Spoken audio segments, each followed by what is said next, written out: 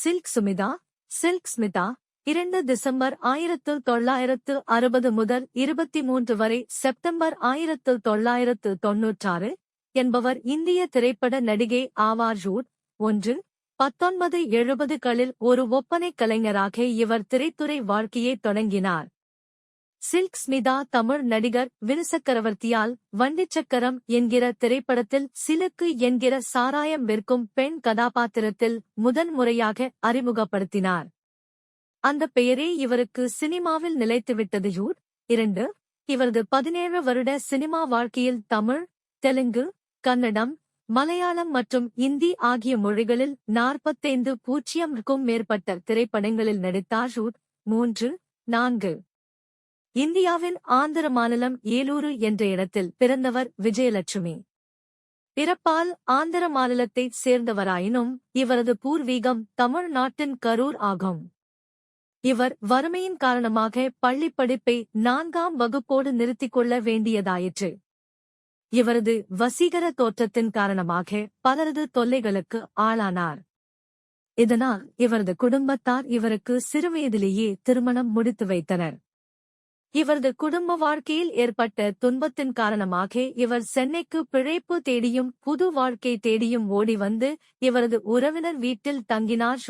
5 6 இவர் தனது திரைத்துறை வாழ்க்கையை 2ஆம் நிலை நடிகர் நடிகைகளுக்கான ஒப்பனை கலைஞராக தொடங்கினார்.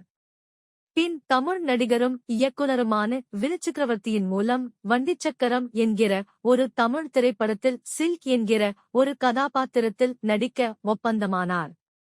இந்த படத்தில் இவரை ஸ்மிதா என்கிற புது புனைப்பெயரில் அறிமுகப்படுத்தினார். வினுசக்கரவர்த்தியின் மனைவி சில்கிற்கு ஆங்கிலம் பயிற்றுவித்தார். அதே நேரத்தில் சில்க் வேறு ஒருவரிடம் நடனமும் கற்றுக்கொண்டார். வண்டிச்சக்கரத்தில் நடித்த பின்பு இவரது கதாபாத்திரமான சில்க் என்கிற பெயரும் ஸ்மிதா என்கிற பெயரும் இணைந்து இவரது அடையாளம் ஆயின. பின்னர் ஸ்மிதா இணையே தேடி என்கிற திரைப்படம் மூலம் 1979இல் மலையாள திரைப்பட உலகிற்கு அறிமுகமானார். வண்டிச்சக்கரம் படத்தின் மூலம் கிடைத்த வெற்றியினால் ஸ்மிதா புகழின் உச்சத்துக்கே சென்றார். 7 அந்த படத்தில் அவர் ஏற்ற கதாபாத்திரத்தின் தாக்கத்தின் காரணமாக அவரால் வேறு விதமான வித்தியாசமான கதாபாத்திரங்களை எளிதாக பெற முடியவில்லை.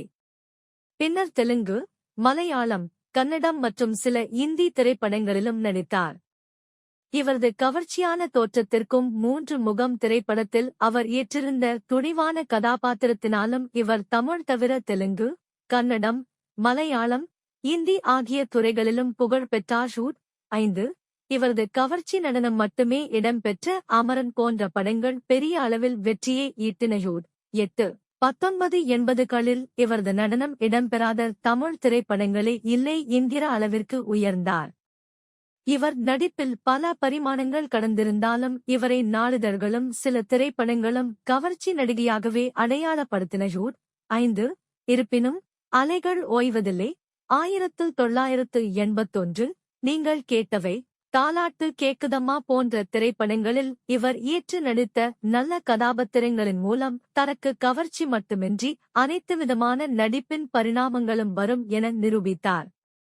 லயனம் 1989 என்கிற திரைப்படத்தில் இவர் நடித்த கதாபாத்திரம் இவரது மற்றொரு வித்தியாசமான பரிணாமத்தினை உலகிற்கு எடுத்து காட்டியது.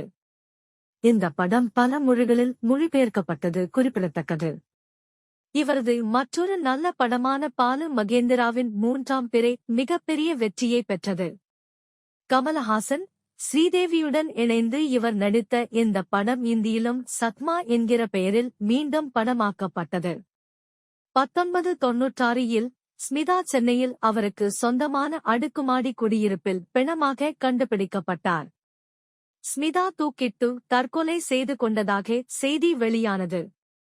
இந்த நிகழ்விற்கு முன்பு இவர் திரைப்பட தயாரிப்பாளராக முயற்சித்து வந்ததாகவும் அதில் ஏற்பட்ட கடனாலும் மேலும் காதல் தோல்வியினால் ஏற்பட்ட குடிப்பழக்கத்தினாலும் மன இறுக்கத்திற்கு ஆளானதாக நம்பப்படுகிறது.